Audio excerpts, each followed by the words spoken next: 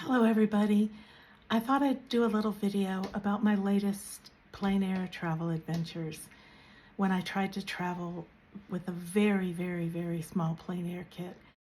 I've traveled a lot and painted a lot plein air, and typically I travel with larger supplies. Let me show you. So normally when I travel, I use a 1/4 sheet gator board and I tape paper around the edges. Occasionally I have traveled with a small book like this. Arches is a good quality paper, of course. And my palette is a bit of a mess right now, but this was typically what I use, or is still typically what I often use when I travel. It's a plastic palette. I keep a little cheat sheet to remember where my paints are, since I only use this when traveling. So that's the normal setup that I would have. But I was trying to travel very small this trip, since it was not a watercolor trip. It was a medical convention. I was going with my daughter, and I had only 3 days to paint. And I needed to take a very small carry-on bag because there were so many connections. I was afraid the bag would be lost. So here is what I got. I'm so happy with it. It's an Etchr Lab little mini palette, and it comes in a little tin, and you can see more about this online. And it has two, this is exactly what I use, 2 porcelain pallets, which I love porcelain, so that sold me on it to start with. And then this is the little paint container. You put your paints in here, and you can mix in this side. It comes with felt pads to protect it, but I found that I needed to enhance the set a little bit. So what I did is I took this, you can sort of see it over here, I took this old shelf liner paper, I cut circles out, and I glued it on the back with epoxy glue, so that I was afraid it was going to slip if I put it on a rock or on a slick surface when I was out painting.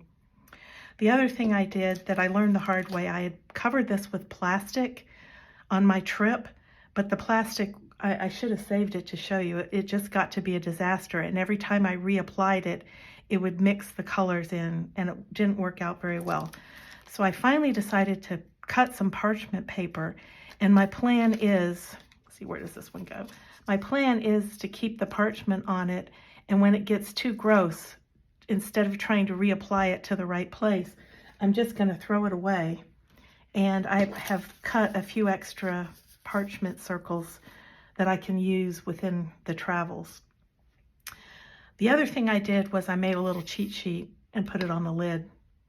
Now, when you're traveling, you can use this as your water holder.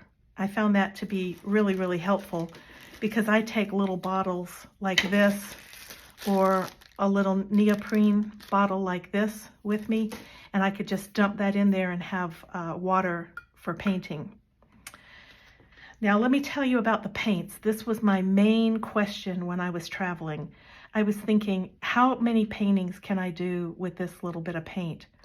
Now keep in mind that this one and this one are totally empty. So even though they look kind of disgusting, they were never used. The rest of these were filled pretty much to the top. I'm thinking I didn't use this one. So you can see they were pretty much filled to the top. This one wasn't used very much, and I don't think I used the yellow very much either. So the only ones that I actually kind of ran out of paint with were the burnt sienna and the ultramarine, because I mixed those to make darks.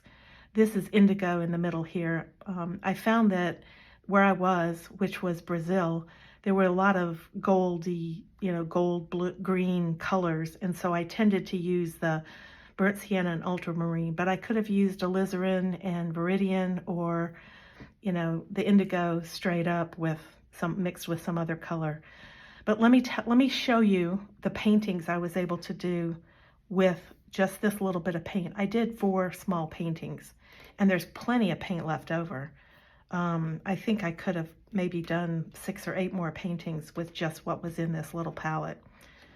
So let me show you about the well, before I do that, let me show you these paintbrushes. I got these on Amazon, and they said they were Kolinsky Sable. I don't think they were. They were too cheap to be Kolinsky Sable, but they were very nice for travel. And I just wanted to give you an idea. I pretty much only used these two. The big one for the small size paintings I was doing was too small. But, you know, here is the brush, and I could easily just get into the mixtures I needed and bring it over here and paint. Here is, I'm gonna show you the bigger one. This is what they say is a size 8. Looks more like a size 6 to me. They're in here. So if you use some, you get your paint wet, you come in here, let's pick a blue. This is the medium-sized brush. I was able to get plenty of blue and then bring it over here and maybe mix it with, I don't know, let's mix it with some green just for kicks. And you can see, you know, how easy that is. I'm not really messing up the colors. In between, I did tend to rinse the brush, you know, before I dipped it in a new color, which I'm guessing most people would do. But, you know, I can easily come in here and pick up, you know, any color I want. So what I typically did, you know, here's a Quin Gold. I'd mix that in somewhere. And then sometimes I would use, this is my common thing, I would use some burnt sienna. And see, I'm kind of killing the brush, digging in here, to tell you the truth, which is why this cheap synthetic brush was the right choice. And I think this is my ultramarine, and this is, you know, this is, for example, one of the darks I would have made to then go ahead and paint. So you can see this setup worked really nicely. Now let me show you what I was actually painting. So here is my little book that I took. It is 5 by 7. I repurposed an old book that was my mother's that's at least 10 years old. It was kind of beat up, but I reused it. You can see that the original paper, I'll get in close, was really not very good. It was very thin and flimsy and had a really bad texture on it. I kept a couple of those pages in case I wanted to make notes or do a quick value sketch. And it also protected my first painting here. So my first painting I did was of a waterfall in Brazil.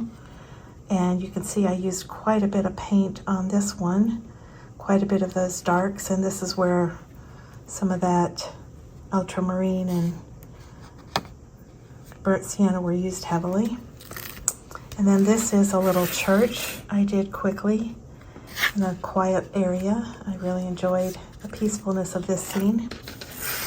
And this is my favorite. It's a water place where people gathered water back in the old days, and it's still in use today. And finally, in 20 minutes, I painted this cute little scene of a church in Brazil. So 4 paintings, 5 by 7, and I really didn't use that much paint. Actually, there are still, let me see if I can zoom in, there are still quite a bit of paints left. Burnt sienna is not really that used up, even though I said it was not in good shape. So most of these paints are hardly used at all.